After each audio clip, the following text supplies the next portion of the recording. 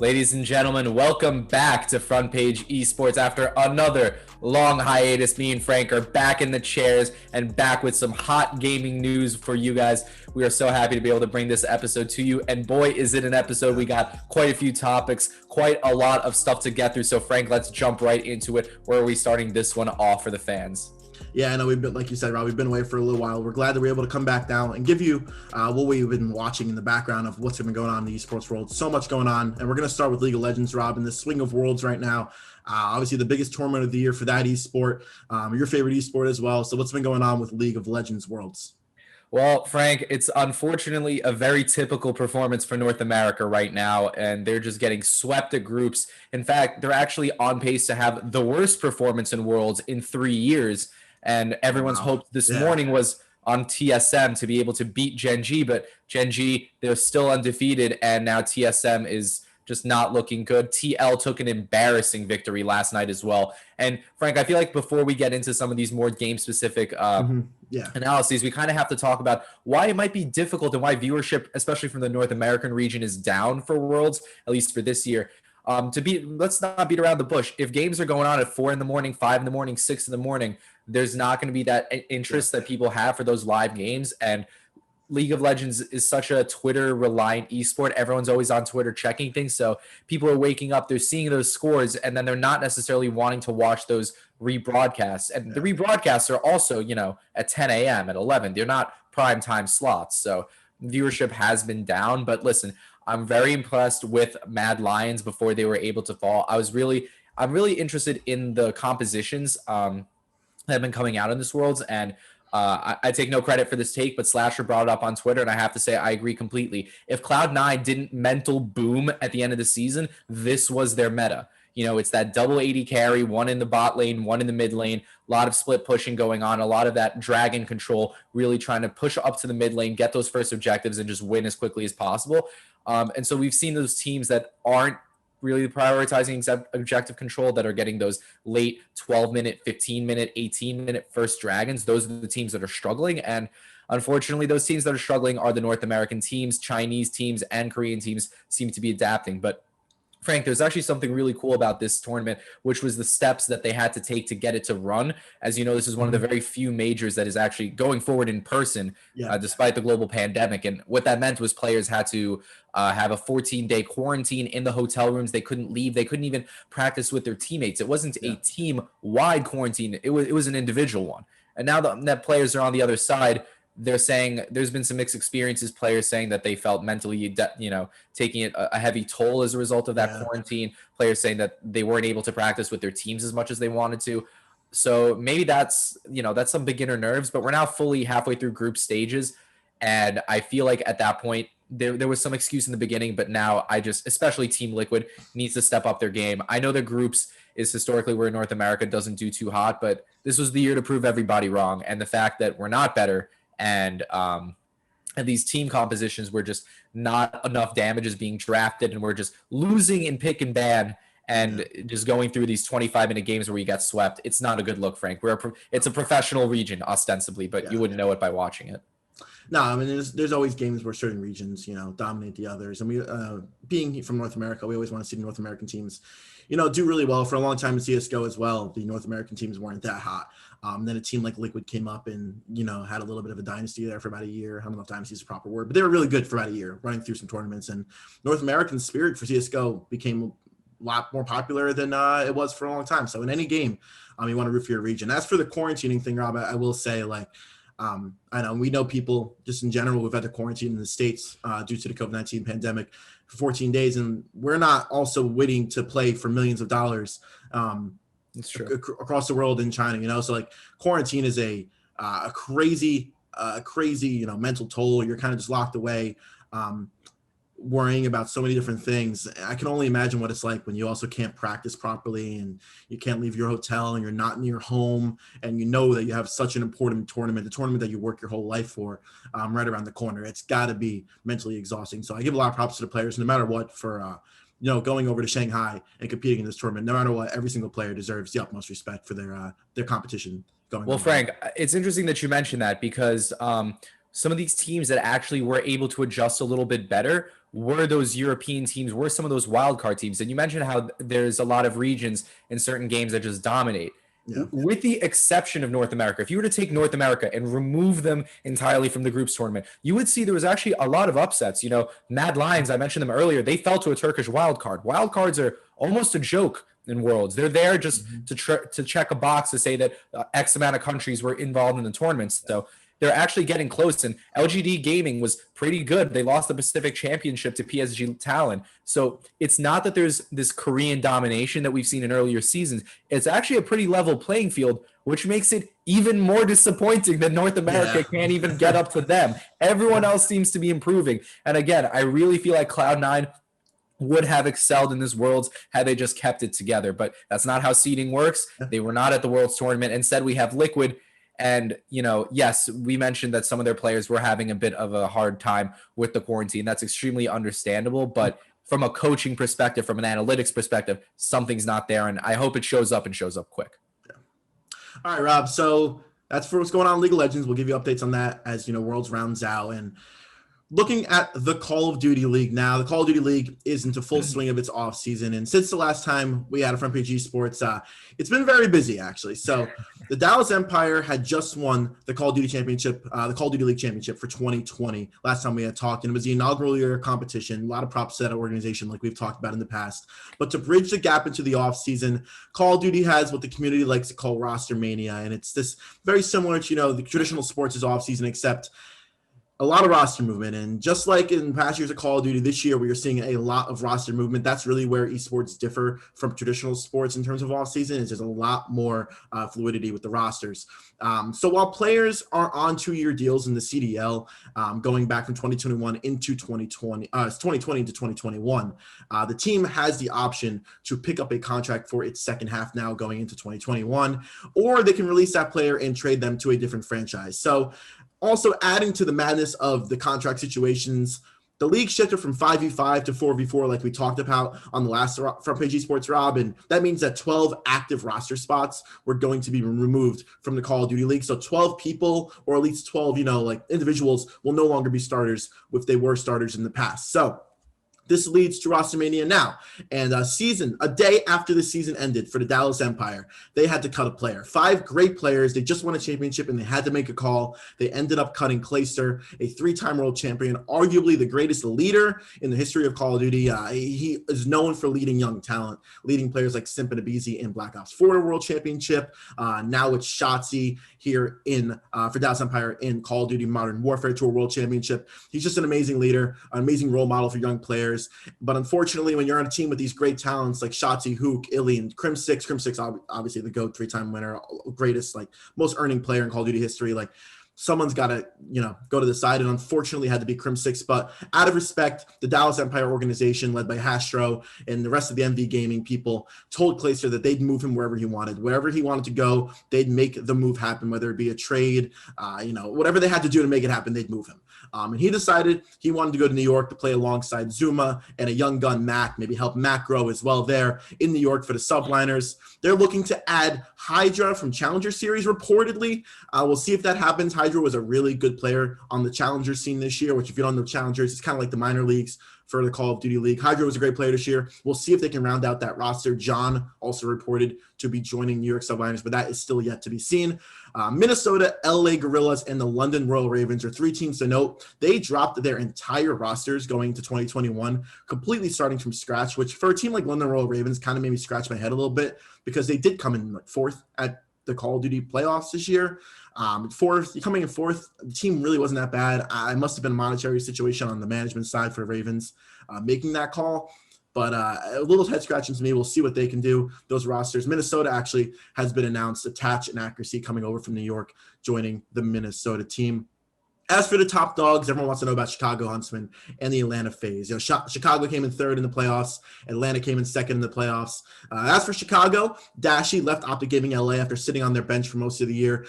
He's now joining Chicago Huntsmen, reuniting with Scump there. Dashy was on the bench, like I mentioned, but he's a heck of a player. I think he's going to fit right back into a Treyarch game and help the Chicago Huntsmen succeed. He was going into Modern Warfare. He was one of the top 5 players in the world. Just not his year. The transition to online in the pandemic did not help Dashy. And as for Atlanta, they get Arcides from Chicago, who left along with his brother Pristini. Pristini not joining Atlanta, but he's joining Seattle. But as for Arcides, he will be joining the Atlanta FaZe. Once again, the Atlanta FaZe have a scary roster with Simp, Abizi, and Celium rounding that out. I think they'll probably be the preseason number 1 again going into 2021, as they were going into Modern Warfare last year, or I guess this year, 2020, should I say. But anyway, some more news now, getting away from the roster side of things a little bit. In the last coming days, Robbie might have seen this as well. It was all over Twitter in the esports world. Hector Rodriguez, the former owner of Optic Gaming, who had sold Optic to Immortals Gaming Club in 2019, has reportedly reacquired the IP and the entire brand and once again owns Optic Gaming after a year of being the CEO and co-owner of NRG alongside Andy Miller, owning teams like the Chicago Huntsmen in the CDL and the San Francisco Shock of the Overwatch League. And they have a really good Rocket League team, NRG does as well. So now, if this report is true, Hex has reacquired Optic Gaming, once in control again. All the fans, the green walls is static. But now there's this interesting situation here because NRG, who, like I mentioned, Hex is the CEO and co-owner of, have the Chicago Huntsmen, and Optic Gaming LA has Optic Gaming LA. I mean, so now we sit here and we're like, okay, Hex owns 2 teams in the CDL, and just in leagues, that's not going to be allowed. So obviously, he's going to have to sell 1 team, which means in a year which the Call of Duty League did not expand, we do expect an open spot to be there for purchasing through Hex's purchase of Optic Gaming. We don't know who it's going to be. A lot of teams left Call of Duty back in 2019 after Black Ops 4. Rise Nation and E United, for example, are teams that have been interested in joining Call of Duty again, but just don't have the money, and there's no roster. There's no franchise spots to join. 100 Thieves as well, obviously, a direct connection with Optic because of the connection between Nate Shot and Hex. Everyone wants to see LA Thieves. That's like the fan dream, Everyone wants to see 100 Thieves get back in the COD. People miss Nate Shot. He was the face of the game for so long, but we'll see what happens. I'm sure in the coming weeks and months, we'll know as we head into Black Ops Cold War releasing in November. But an interesting situation in a year where we did not expect to see any new franchises enter the league. We might be seeing a little bit of a shift here now if this report of Hex buying Optic Gaming from Immortals Gaming Club actually goes through. Right. Well, Frank, what's interesting to me is the COD League seems to be having an interesting.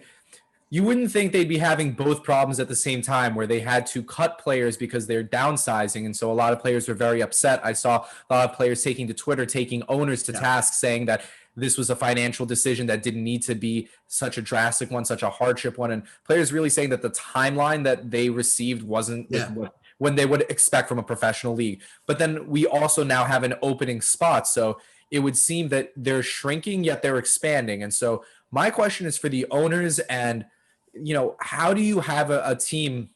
How do you expect a team to come in here and not just have instant bad blood with anyone who they're recruiting talent from? Because supposedly they're going to be pulling from some of that talent. As you mentioned, these were not lackey teammates. These were not people who weren't punching their weight. It was purely like a financial decision and just a cutting of the roster. So they might be taking some of those players, but some of those players and some of these tweets, it really seems like they're just done with competitive COD completely after being burnt out by that experience. So Frank, I mean, do you think that this team's going to be able to find the talent if they enter that spot? Well, it's really interesting that you mentioned that. For one thing, like you said, players are burnt out. That's completely true. I mean, you saw a player like Frosty, who was on Florida Mutineers. They won 2 tournament wins this year. Frosty was a former great Halo player. He was one of the best Halo players in the world. He joined the COD League this year. He kind of followed the money. There's a lot of money in COD. He was going to be a really good Call of Duty player. FPS players usually able to translate a little bit. He came into COD. He spent 1 year in the Call of Duty League, and he said, I'm out. And he went back to Halo, joining Sentinels in the Halo team they have there. So, I mean, like, some players are fed up with the whole change to 4v4 and what's been going on. And they, they're displaying it in their own ways. And Slasher, actually, you mentioned about Optic Gaming, tough to find roster. Slasher, who is the captain of Optic Gaming LA, he's kind of in charge of building that roster. And as I mentioned, they lost Dashy. And they had some subs in throughout the year. J-Cap, their veteran presence, he retired as well. So Slasher went on Twitch and said, because of this purchase of Optic and what's been going on behind the scenes, he hasn't been able to make a roster. So while teams like Atlanta and Chicago and Dallas and at least in Minnesota are improving greatly, Optic Gaming LA is just kind of sitting there, and they really can't do much because the management side of things is a little bit shaky. So everything that's been going on right now behind the scenes, this shift to 4v4 has really, really turned the COD League for a little bit of a loop this offseason, more than I personally think it had to have been if we went to 4v4 back in 2020 going into Modern Warfare. It really, things have been getting thrown for a loop really, really big in Call of Duty right now. It's kind of shocking to see how much has been going on behind the scenes and how little we still do not know, and Cold War is coming out in just a little bit over a month now. Yeah, it's definitely not an added source of stability. If you thought the players might finally be getting their stuff together, there might be an entire new meta. There might be just a complete change and overhaul to the type of roster you might want to put together.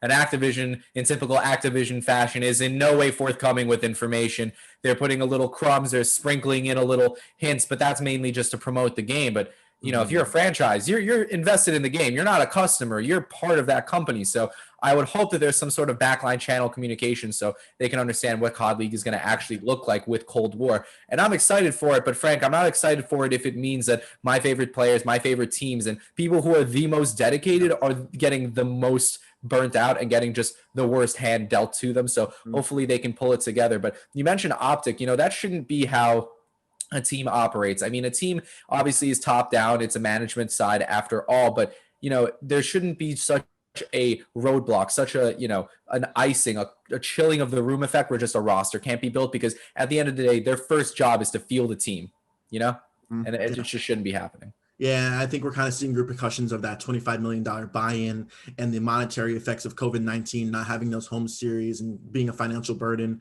You know, the Overwatch League had a little bit of instability. I believe that their commissioner stepped down as well over there in the Overwatch League. Call of Duty League, Paris, apparently the reason they made some of their roster cuts was a pure monetary decision. Optic Gaming, Immortals Gaming Club, who had just acquired Optic and joined the COD League, already selling that COD League spot, maybe unhappy with the return they're getting there and what they see in the future for Call of Duty League. So listen, this year, the pandemic, I always want to give Activision some credit for what they were able to accomplish. I thought that these leagues did a really good job with the hand that they were dealt during the pandemic and promoting their game. But at the end of the day, sometimes this pandemic, no matter what, how great you can do on screen, behind the scenes, monetary, this pandemic hit people hard and hit organizations hard, hit players hard, hit leagues hard. It's going to be tough to recover. And we're kind of seeing some of the repercussions of that now going into 2021, where hopefully we'll get a little bit more of stability overall.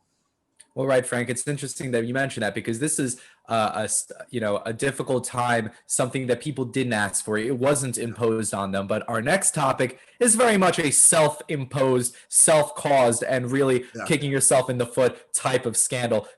Frank, tell me what's going on in Counter-Strike right now that players really should be, you know, listening up for and saying that this is a learn, do as I say, not as I do type of moment for them. Yeah, so something that's been going on in CSGO over the last couple of weeks, and it's constantly developing, and we'll have more information as stuff comes out.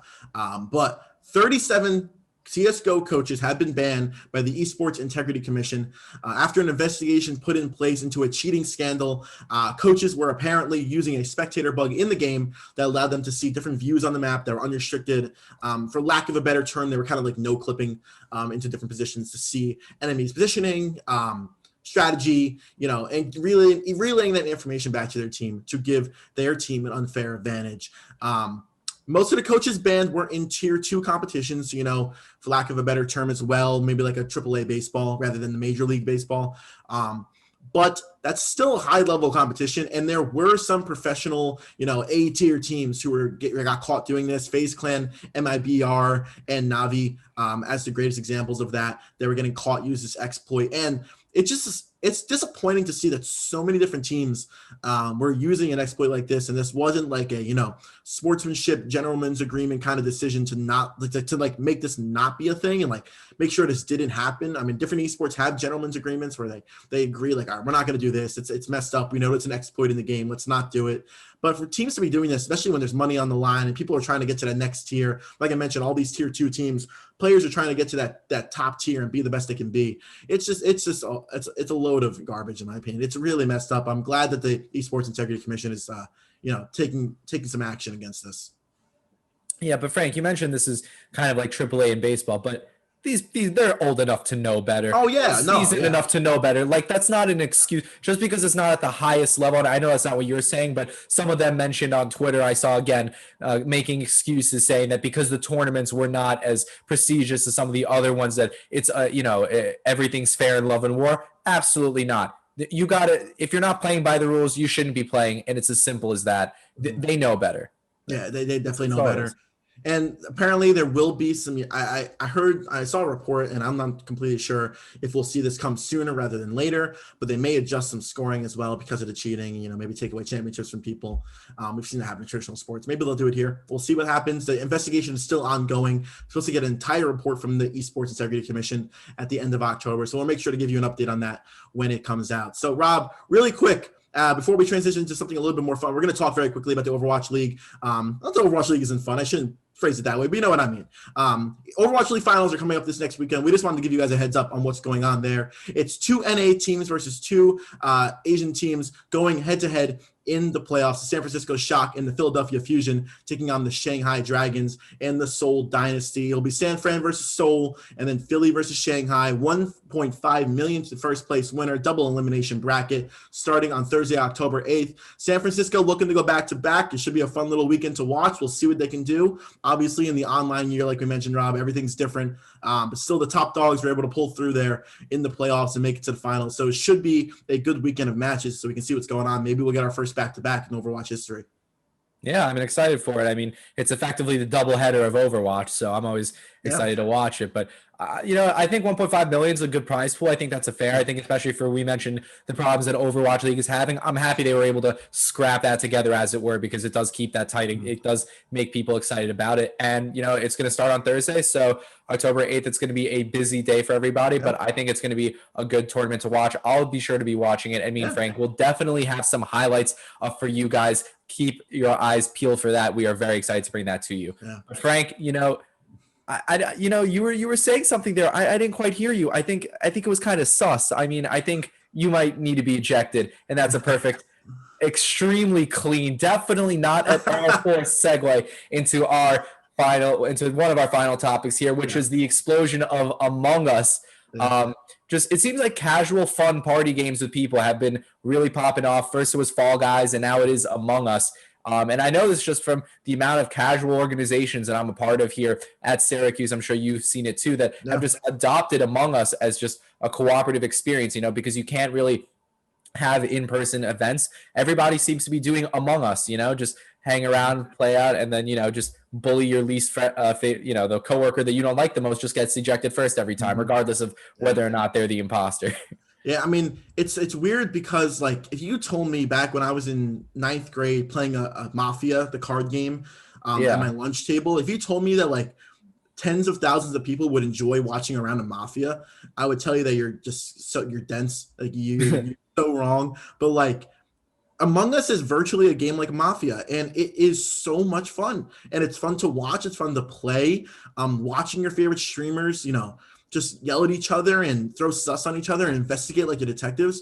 It's not the game that if you told me would be like insanely popular, I would ever assume it to be. But man, it is exploding on a different level. I think it was the most watched game on Twitch this past month. Like, it is crazy what Among Us has been able to do. I mean, they were already in the middle of developing Among Us too. The game was barely popular. Then all of a sudden it came out of the woodwork and they're like, all right, well, we're going to scrap Among Us 2. We're just going to keep building on Among Us 1, which is 150% the right decision, by the way. Oh, yeah. You don't want to have a loss of your audience just because you decided to make a new one. But Frank, I think it's really interesting that you mentioned just how, derivative is a bit too negative a term, but just how not groundbreaking some of the mechanics are in Among Us. Because, okay, so you mentioned Mafia, which is like the classic card game you play around a fire pit with your boys from camp circa 2011. But what I'm talking about is it's not even unique in video games. I mean, we take a look at something like Trouble in Terrorist Town off of Gmod, or Town of Salem or something like that, where it's really even elements of Prop Hunt are kind of in there as well. And then the whole aesthetic, at least to me, seems borrowed almost wholesale from FTL, to the point where when I first saw it on Twitch, I thought it was FTL, that type of like space time, inside a ship type of graphics. So it's a very simple style. And I think a big part of it too is that it is available on mobile. We've seen how competitive games on mobile is no longer like this handicap where it has an inherent like cap where it can't get big. Fortnite's on there, or was before all that drama, and we'll talk about that too. Don't you worry, guys. We were caught sleeping, but we'll definitely have something on that as well. But yeah, it just seems like now being an iPhone game, you're just a game now. It's not that whole like meme of iPhone games, and I think it's pretty cool. But what's also interesting, Frank, is just how much cross like pollination we've seen like TikTok trends devoted to it. We've seen celebrities playing it. Just today, James Charles tweeted out that he's addicted to it. Yeah. Not the intersection of pop culture I thought we'd be talking about, but there you go. So I guess the quality product makes its way everywhere, but I'm excited. And Frank, this is just me spitballing here, but if any of the fans want to try and inject me and you, I mean, we could, Among Us is absolutely available. So keep your eyes peeled for that. Yeah, man, it's so much fun to play that game.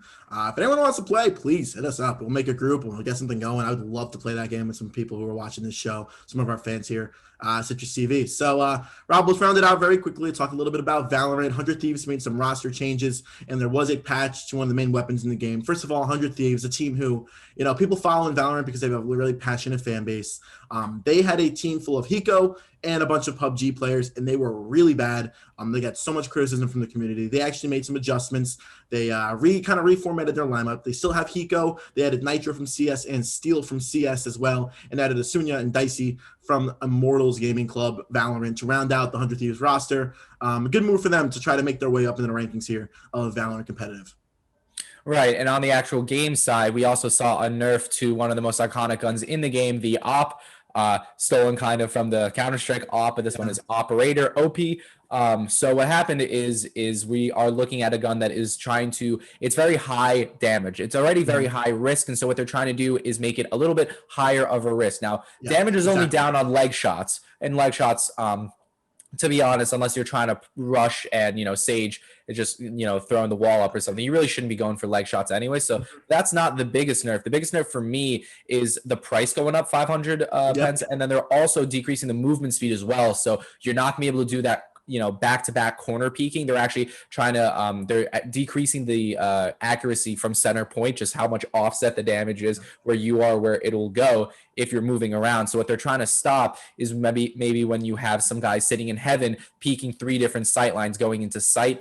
I feel like that's what this is targeted towards, because they're both making it slower and a little bit less accurate. So we'll see how those top players adjust. I have a feeling that they're going to be just fine, but us mid-tier players of Valorant are going to find ourselves struggling with the Op just a little bit more. All right. Well, we'll give you some updates on that. I mean, I'm sure you and I, by the time we do another episode, we'll hop into a little bit of Valorant and see it for ourselves. I'm sure we'll struggle, but I don't know if that's really a matter of the patch or both of us just not being in the game. But that's neither here nor there. Yeah, it's the patch, 100%. All right, everybody. Thank you for watching this week's Front Page Esports. It was a lot of fun. But for more information on esports and keeping up with our coverage, make sure to follow us on Twitter, Rob_Flax and Frank Salerno_, and using the hashtag Front Page Esports, giving you all the updates on whatever is new in the esports world. Absolutely, guys, and stay tuned to CitrusTV for a whole host of entertainment. We got so many shows covering so many topics, so just if esports is not the only thing you're into, don't worry, CitrusTV has you covered. Guys, I'm Rob Flax. As always, I'm joined by Frank, and thank you so much for joining us. Have a great night, guys.